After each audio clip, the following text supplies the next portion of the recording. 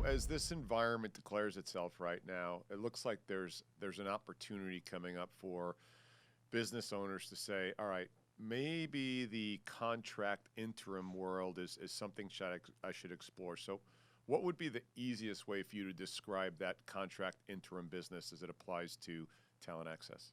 Yeah, great question, Joe. In simple terms, the interim or contract business gives companies access to talent for as little or as long as they'd like.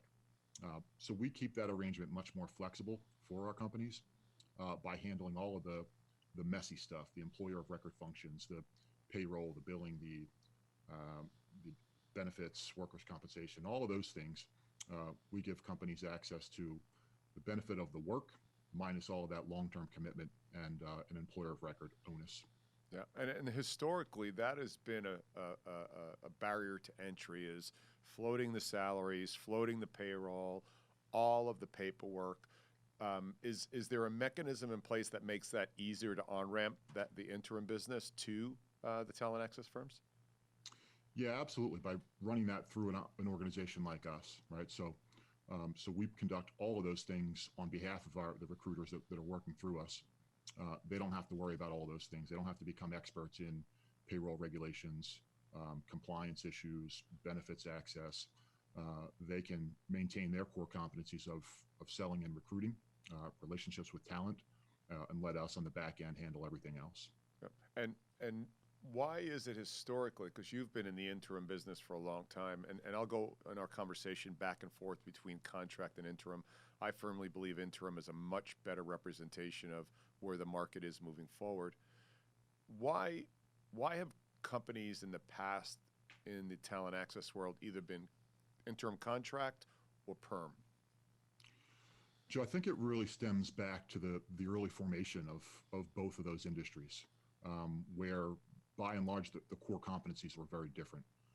So interim or contract really developed as temporary staffing, high volume staffing, where the core competencies were all of that employer of record function, payroll, payroll taxes, benefits, and human resources. For the most part, that was used for skill sets that were by and large readily available on the market in higher volumes.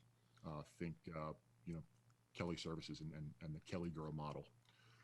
Whereas recruiting was really utilized in scenarios where companies needed access to a specialized skill set, that one critical hire that they didn't have access to.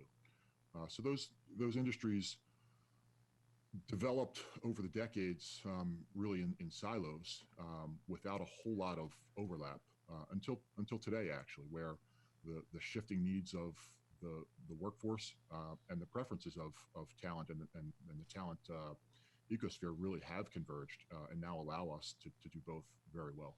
Yeah, and I think I saw that the perm business is about 65-70% of employment these days, and the balance of that is either part-time or interim contract work. Yet the rate of growth in the full-time or the perm basis, the rate of growth is flattened out, and in fact, terms have dropped from about 3.5 years average to about 2.5 years average before people switch out. And on the flip side, that whole gig economy has got a growth rate of something like 15 or 20%, even though it's a smaller part of the population, but it's clearly entering into a high growth rate. So it makes sense to have both those options to the clients. It really does, Joe. It's certainly the demographics and the macro data are exciting for us in the interim side.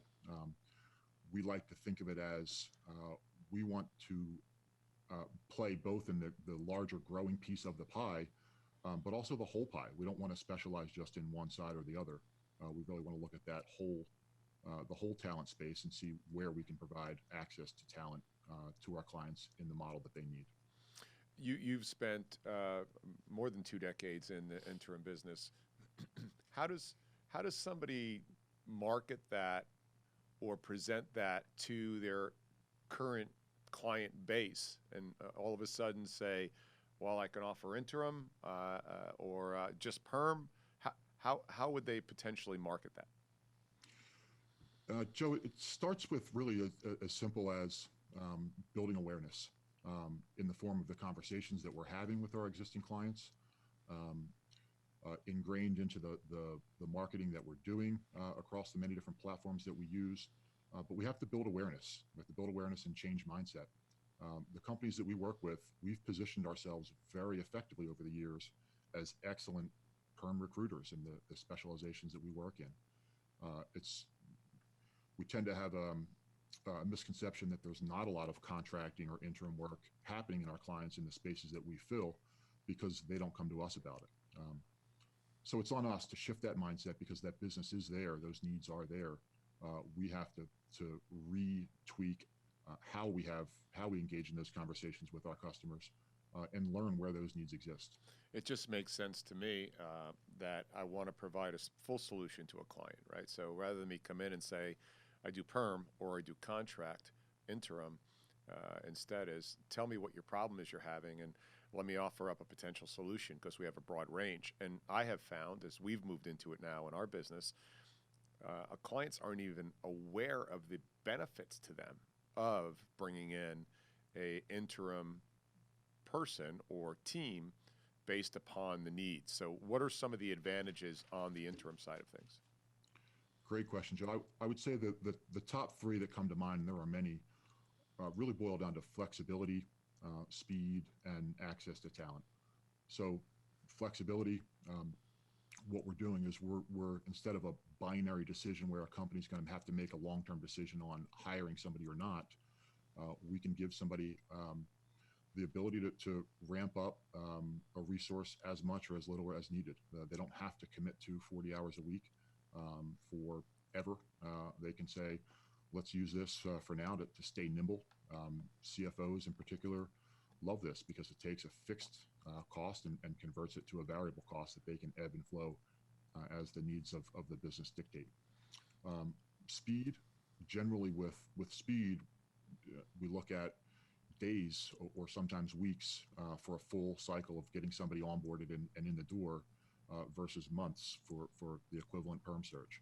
So much higher, much faster access to the talent that's needed, and last, expanded access to talent. So again, going back to relying on either decision to either hire somebody or not, we're generally going to be pigeonholed a little bit with respect to the level of person that we can afford in that full-time role. Whereas if we're looking at engaging an interim or contract resource, we have more flexibility to maybe use somebody a little bit more senior in their career, more experienced if they're at a slightly higher price point, because we're not committed to that same rate forever. Yeah, one of the things that we've been thinking about as we move into our interim business is, look, never before have more A players been out of work because of this COVID situation. Never before, and let's admit it, there's ageism going on. Most of the time, your highest paid people are usually those with the most experience, who are sliding into their mid to late 50s. And this is my hallucination. I don't have any data around this, but those individuals are going to have a hard time re-entering the market for a number of reasons. And so they have unbelievable skills that I think organizations are more than happy to pay for on an interim basis. And to your point, it lands on the balance sheet differently. And I think those individuals may have never thought about interim or contract before, because I've been speaking to them the last 2 weeks, and they're totally open for it now. And so as a business owner, what should I be aware of as how does that revenue change on my balance sheet as an owner of a firm, a talent access firm? What does that mean to my revenue? In the short term, it's going to, instead of that big hit that you would see from a single transaction, it's going to spread that revenue out. So there's a little bit of a longer ramp up in terms of seeing meaningful production of that and getting a number of contractors out before you see meaningful revenue coming in. However, it's going to level it out. So you're going to be able to build a much more predictable, scalable business model versus the higher peaks and valleys that are often associated with the perm business.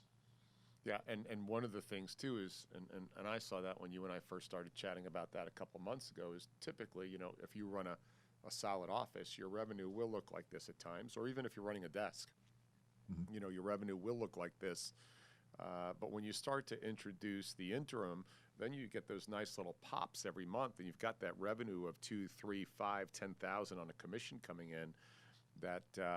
And it doesn't cannibalize your current business. And in other words, it's not either or on interim and perm, right? It's and.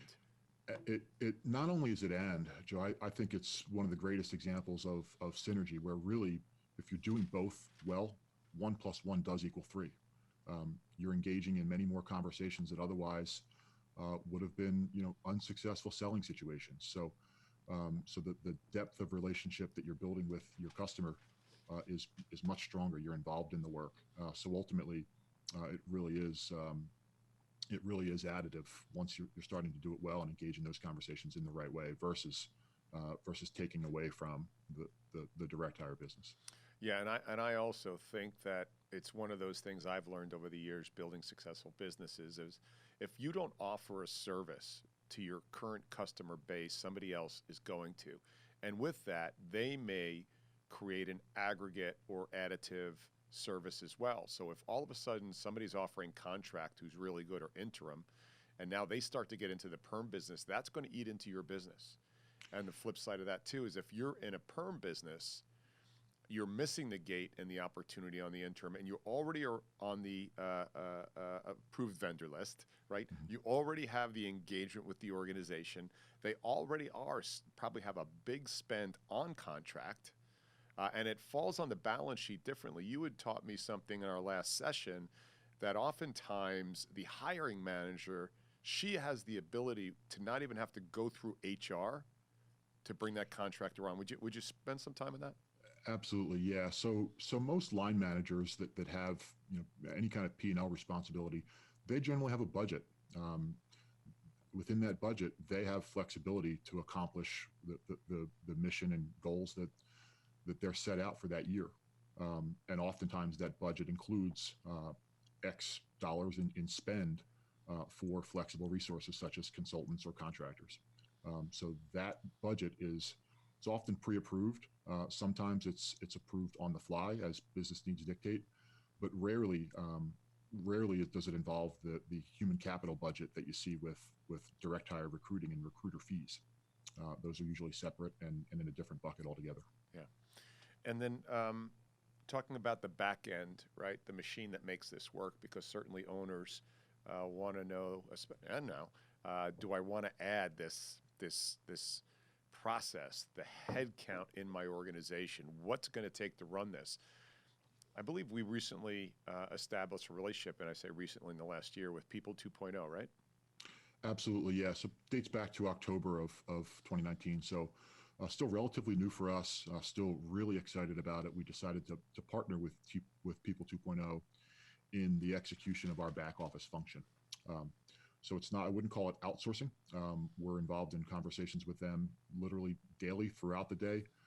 They've been a tremendous partner for us because of the subject matter expertise that they bring to the table. They're world-class in the technology of the delivery for payroll and billing functions. They've got tremendous subject matter expertise in terms of risk management and compliance and things like that, where the costs of falling behind or a misstep from a compliance perspective are steep. We know we have the right partner and trust in them.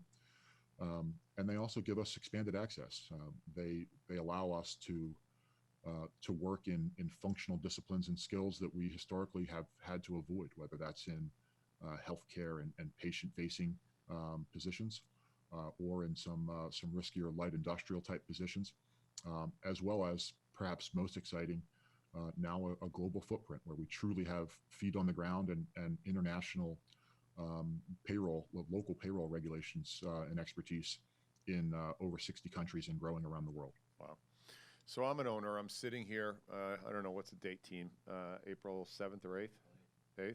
I'm sitting here April 8th in the middle of the COVID situation, and I'm a perm-minded firm. I've built my firm successfully in perm. And I've got 8 weeks, 10 weeks to spend now on building out another swim lane within my business, not instead of, in addition to. Mm-hmm. What what should I be doing over the next couple of weeks? Should I reach out to you and Tim? Should I reach out to corporate? What should I be doing at least to take the first step to think a little deeper about what this means? Absolutely. It starts with engaging in conversations with Tim or myself. Um, we love having these conversations. We're finding already that over the past several weeks of the current environment, these conversations are happening regularly. Been much more receptivity to them, and it's what we're passionate about doing. So yeah, it starts with a conversation to see if, when, how it could fit into your current business model, um, and that's a great starting point. Yeah, great. And certainly, I was chatting with the person who's driving this in our organization, and we came up with the term this morning is ramping talent based upon your demands. And that's a powerful statement to deliver to a client right now who has had to furlough or lay off and knows that on the other side of this that they're going to have to hire, and a majority of them don't understand that they've got flexibility and they can ramp based on demands, and even get access to those A players, as I mentioned earlier, who are going to be available that were never available before. So I think this is a great opportunity. I'm hoping that all of the members of the network out there